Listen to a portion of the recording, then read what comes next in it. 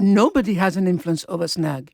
And I can categorically say right now to all your listeners that if I or any of the committee members were even got a sniff of any manipulation or exploitation, we would resign immediately, because SNAG is not political. We're an NGO that's working really hard for the SEND, the Special Needs Education and Disability Community in Gibraltar, for the last 2.5 years. And that's all our aim. Our aim is to make Gibraltar a better place for the disability community. There are other NGOs are working towards that same aim.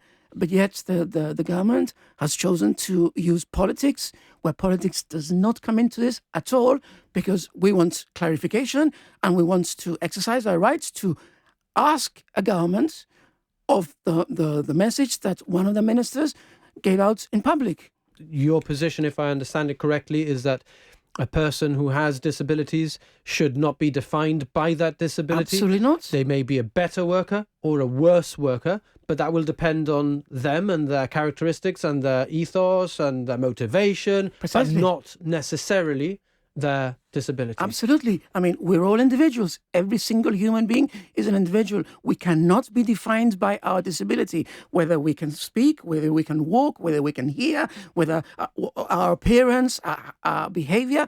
That does not define the person at all. And we reject that. We reject a minister coming in and saying that, by definition, and these are the words of the minister, by definition, disabled people have an ability. We lack an ability that non-disabled people have. I mean, that is a very, very negative stereotype that the minister is peddling, and we have to stop that. We've got to put an end to that right now. The fact that I cannot walk does not define Eric Rowbottom. The fact that somebody is unable to speak does not define that human being. Now, we all have our disabilities. We all have our abilities. We all have our needs, some more great than others. And what SNAG and a lot of the NGOs out there and a lot of in the community out there, what we want to clarify is, okay, what are you going to do with a disabled person who wants to go out into the work environment? How are you going to support that individual? Are you going to just say, well, we're going to pay your salary so that if you're not productive, you're not engaged, you're not really interested in this because you're lacking abilities. So like that you won't be, you won't lose a job, because since we're paying for the job, the employer does not have to take who you are.